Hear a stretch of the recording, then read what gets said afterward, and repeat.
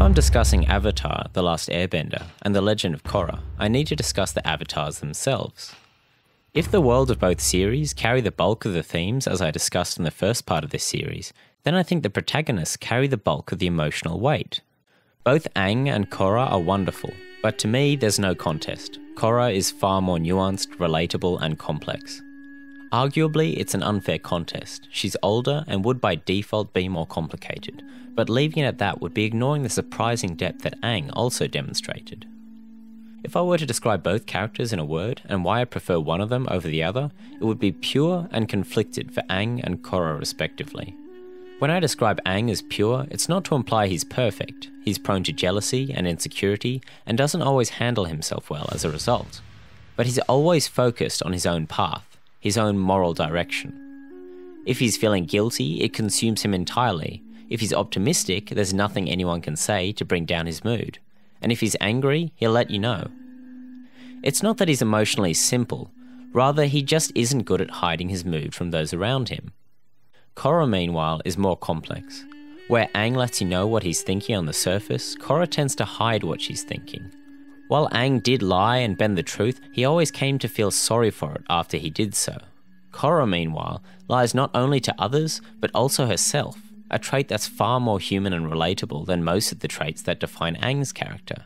She's tremendously talented, powerful, and capable in all situations, but has trouble admitting she can't do it all by herself. She's also very headstrong, but without the two-dimensional quality other headstrong characters often have. Although she instinctively heads towards danger rather than away from it, she doesn't always do so out of pure confidence, but often out of fear. I love these traits. They feel wonderfully human and real, where Aang sometimes felt a little superhuman. Interestingly, it feels as though the creators knew how much more capable Korra was in taking on a variety of topics. So while Aang tended to share his role as the character through which the audience experiences the narrative, Korra takes it on almost exclusively. In regards to Korra specifically, this is a great decision. She's fleshed out and complex enough to handle any of the themes that come her way. But it also has an unfortunate downside. Where Aang and friends all had their own episodes that developed their characters, this isn't really the case anymore in The Legend of Korra. Korra herself, of course, still gets plenty of development, but the other characters mostly stay in the same defined and narrow role they're introduced with. This is an issue across the board, but it's most apparent and most disappointing in the character of Bolin, a point I'll illustrate further with specific reference to ATLA's Sokka. Invariably, Bolin saying something stupid or overreacting is supposed to elicit a laugh. Some of the time it works too, especially when the animators have a little fun with the visual gag, but Bolin's comical interludes work nowhere near as well as they did with Sokka. Fundamentally, they're different characters, so a direct comparison is perhaps a little unfair. But such a direct comparison gives insight into the differences between The Legend of Korra and Avatar: The Last Airbender.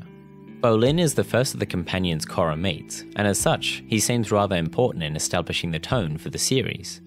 Strangely, I think the initial impression he makes is actually far better than the resulting character. Initially, he's a little more complex and has some dimension that he really doesn't have after the first half of the season. In other words, he isn't just the comic relief. Those other elements aren't particularly deep, mind you, but between his personality and his past relationship with organised crime, it felt like there was something interesting to be explored. Ultimately, instead of developing from that introduction into a more fleshed out character, he instead was focused increasingly on the one aspect that more than just defined his character, but actually overtook it: his role as comic relief. Sokka, meanwhile, is introduced in relation to Katara, before Aang is even in the picture. I think this was a really clever decision, because it allowed Sokka's relationship with Katara to ground his actions without any relation to Aang, and then we see how his behaviour changes around Aang thereafter. Bolin sort of instantly liked Korra, and didn't seem to exist outside of that, while Sokka from the get-go has a better established relationship with Katara before Aang even enters the picture. Bolin, of course, has his brother, but Mako in my eyes is the single worst character in The Legend of Korra, and basically doesn't exist outside of his relationships with Korra and Asami in the first series. As a brother, meanwhile, he barely seems to have any meaningful relationship with Bolin, beyond saying bro whenever the creators feel the need to remind you that they are brothers, or telling him he shouldn't date Korra because he's a dick. But I digress. Sokka has some depth when he is first introduced, but develops wonderfully throughout the series, from being the meat and sarcasm guy to someone that seeks attention in an attempt to hide his fears of inadequacy. There's a reason he's the comic relief, and in typical ATLA form, it's deeper than just, he's a funny guy. I don't think this is the case for Bolin, however. With both Sokka and Bolin playing comic relief, I should also mention how this comic relief is handled in both series. In Bolin's case, I find it hard to really root for him. It's not because he's unlikable, but rather because he's always the butt of the joke. This is why I think it's such an issue that Korra is largely the only one given any development. Because Bolin more or less only plays one role, he doesn't so much feel like a character that makes jokes, as much as a character that is a joke.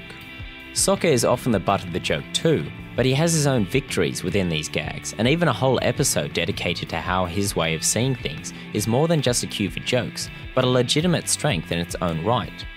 This isn't my only problem with Bolin though. His interjections often feel tone deaf and occasionally utterly inappropriate. I can't believe Amon got you too. Hey, at least you unlocked your airbending. Bro, not the time. Both Bolin and Sokka often commented on events in a way that would probably be considered unrealistic, but Sokka always took the pessimistic route and would be serious if the situation called for it. Spit it out. What do you want? I would be honored if you would teach me.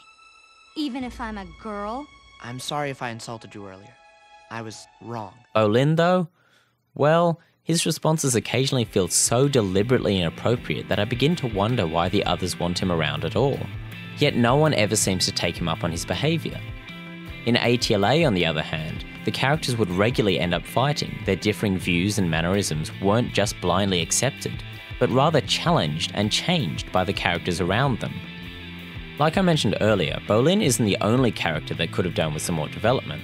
Asami has a minor arc with her dad, but it's not really detailed as much as I'd like, and she seems to get over her dad being an equalist awfully quickly in the first season. Tenzin gets a few solid lines too, but his character isn't as deep as it might have been had he been given as much airtime as I think he deserved. In Asami's case, it would have been great to develop more of her relationship with her father before the rather predictable twist, so we're both more invested in the relationship and more sympathetic to Asami after her father reveals himself to be an equalist. Although Tenzin on the other hand does get quite a lot of time on screen, it's only ever in relation to Korra, and the pressure he must have felt raising the only airbenders and living in the shadow of Aang is unfortunately underexplored. That said, I usually prefer a rich backstory that's underexplored than one that's just dumped as exposition, so normally I wouldn't have an issue with Tenzin's character. It's just that his position is so much more important and his story is so much more interesting than those of Korra's main companions that any more time on screen for him would have been welcome. Ultimately, I love both series, and I think there are both strengths and weaknesses to the world and character building in both. As I described in part 1, I prefer the worlds of ATLA, and that holds true for the characters in ATLA as well. The Legend of Korra, on the other hand, has a protagonist that for me comes ahead of Aang, and although I think this aspect of the series was still a little underexplored, the villains in The Legend of Korra again edge out those in ATLA. Although, admittedly, that might only be for Zahir's character, who was absolutely perfect as a villain, and for ATLA's Fire Lord, who was a bit too stereotypically evil for my tastes. I mentioned in part 1 that I wouldn't really explore The Legend of Korra beyond the scope of the first series, but I will just note here that I think Zahir and his Red Lotus allies are some of the best villains ever put to screen. In closing then, I'd like to just mention a final point of difference that led to many of my issues with Korra in comparison to ATLA. That point of difference is Korra's age. Why should that be an issue when I clearly like her so much as the protagonist? Well, The Legend of Korra had to be kid-friendly given the network it aired on. It could be argued that the network itself was the problem, but given the creators knew that and succeeded so wonderfully the first time around, I think that would be a little unfair. Because the show had to be kid-friendly, they couldn't properly explore the more adult themes an older cast introduces. The Last Airbender faced similar issues of needing to be kid-friendly. Did Jet just die? You know, it was really unclear. But the creators were able to sidestep a lot of them because it was a kids' show that featured darker or more adult themes on occasion. With a younger cast and a younger protagonist, it was easier to start from a kid-friendly base and add to that the darker aspects that gave the series so much sticking power with older audiences. With Korra, however, the baseline for the thematic and emotional content of the show has been set at a much higher level, a level that none of the supporting cast reach, and unfortunately a level that goes beyond what the creators were allowed to fully explore in a show that suffered from a split audience. With older fans demanding the darker or more complex elements of ATLA, and a network that wanted, not unfairly, though disappointingly, to keep the show friendly for their typically young audience, it's easy to understand and to forgive the problems Korra had. Avatar: The Last Airbender is in my opinion as close to perfect as any show can be. So if I think The Legend of Korra falls a bit short, that's no insult. Rather, for it to even have come close is a remarkable achievement.